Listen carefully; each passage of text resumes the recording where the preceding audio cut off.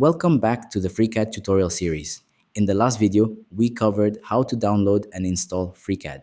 Now, let's take a proper tour of FreeCAD's interface and learn how to navigate efficiently. Whether you're a beginner or transitioning from another CAD software, this video will help you get comfortable with FreeCAD. So, let's dive in.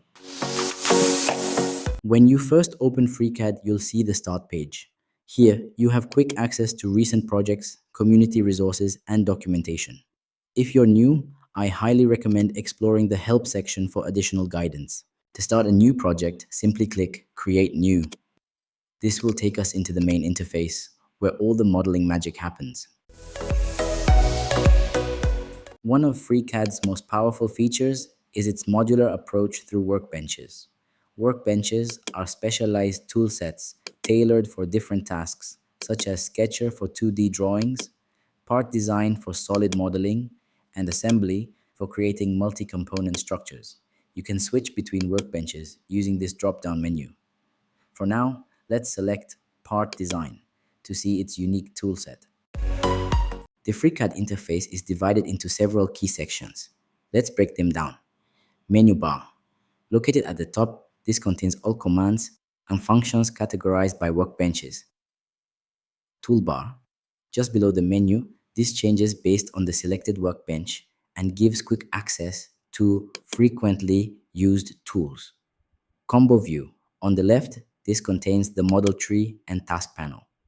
The model tree helps organize objects, while the task panel provides context-sensitive options.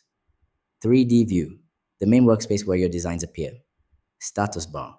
Found at the bottom, it displays messages and cursor coordinates. Now, let's talk about moving around in the 3D workspace. I would switch my navigation style to touchpad because I would be working from my laptop on this tutorial series. Feel free to use any navigation style of your choice, from CAD to gesture to Blender, especially if you're coming from any of this software. But I will mainly be navigating with touchpad and gestures. You can navigate using your mouse. Rotate view. Hold the Alt key and drag the mouse. Pan view. Hold Shift key and drag mouse. Zoom, in or out. Use the scroll wheel or use your two fingers to scroll up or down. For other mouse navigation options, I would drop them in the description. If you're using a laptop without a middle mouse button, you can customize navigation settings under Edit, and then Preferences, and then Display, and then Navigation. You can personalize your FreeCAD workspace by adjusting toolbars, changing themes, and setting up keyboard shortcuts. Just go to Edit, then Preferences, and explore the options under General and Display. And that's a wrap on understanding the FreeCAD interface and navigation. Now you know how to move around and customize FreeCAD to your liking. If you found this video helpful, don't forget to like, subscribe, and hit the notification bell so you don't miss future tutorials.